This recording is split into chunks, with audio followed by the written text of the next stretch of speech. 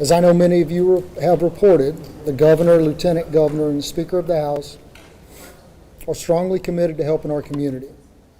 And we're grateful that they're making our recovery a priority in the upcoming special legislative session. Our city of Kerrville and Kerr County leadership are committed to a transparent and full review of processes and protocols. The special session is going to be a starting point for that work, but our entire focus since day one has been on rescue and reunification, which leads me to our latest report. As of 8 a.m. this morning, there have been 96 confirmed deaths, 60 adults and 36 children. The number of missing remains at 161, and there remain 5 campers and 1 counselor from Camp Mystic among the missing.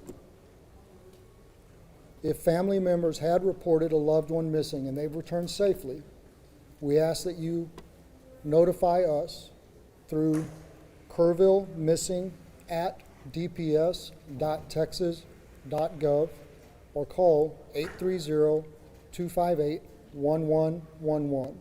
Again, that's kerrvillemissing@dps.texas.gov or call 830-258-1111. Additionally, the state of Texas, FEMA, the Small Business Administration have opened a disaster recovery center here in Kerrville for those who have been affected by the storms. It's currently open at the First Baptist Church here in Kerrville at 625 Washington Street. It'll be open from 8 a.m. to 7 p.m. every day. The Individual Assistance Program can provide financial support for things like medical and dental assistance, vehicle damage, housing, child care, and replacing essential items, even for non-residents who were impacted by the floods. You can visit disasterassistance.gov, use the FEMA app, or call 1-800-621-3362. And again, that's disasterassistance.gov. Use the FEMA app or call 1-800-621-3362. And in closing, I'd like to say one more time, on behalf of our Unified Command here in Kerr County, how appreciative we are for the help since this tragedy took place. People from all over Texas, all over the country, continue to show their support in so many ways, and we are thankful. And with that, I'll take a few questions. Yes, sir. Yes, sir. Morgan Chesky, NBC News. Did the inability of police radios to communicate directly with county radios hamper rescue or recovery efforts as those waters rose? I don't have any information to that point. Sergeant Lang. Yes, sir. Jason Allen, CBS News. Given that you still have people who live in this area, what's different? What changes have been made to ensure you get heavy rain again a week from now, a month from now, you don't wind up in the same situation?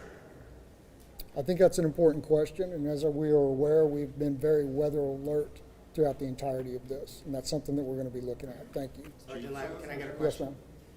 Amp Johns, News 4 San Antonio. What can you tell us about the current search area, how large it is, how much of it has been searched, and how exactly does the grid system work for something like this? So the last part of your question again, How much please.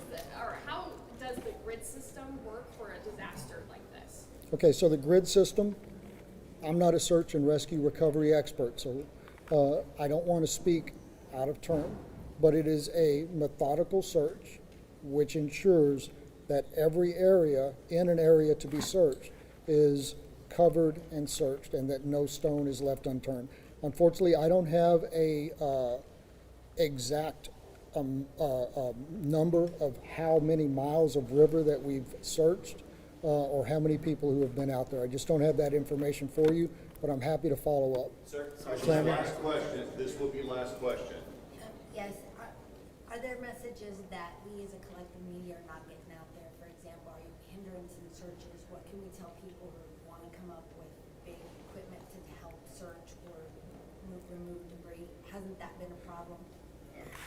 I don't want to say it's been a problem because we're so grateful for the amount of people who want to come to this community to help. And we've had people from all over the state and all over the country volunteer their services and say, I have a front end loader, I have a boat, I have this. Groups and individuals, but it's important that we have certified professional search teams out there right now. We have compiled a database of volunteers who have made themselves available, and if and when that time comes that we are able to call upon them, we will be calling upon them. In the short term, I believe that all of our basic needs are being met, both through the federal and state response and the support that we've been getting, as well as this community rising up in a really unprecedented way to show their support for all of us here. Thank you very much. That's the end of the press conference. If you are not receiving emails from the Joint Information Center, please make sure that you send us an email to JIC, so JIC@kerrville.tx.gov. That is JIC@kerrville.tx.gov. We will make sure to put you on the distribution list. We will be providing a printed update later this afternoon. Thank you.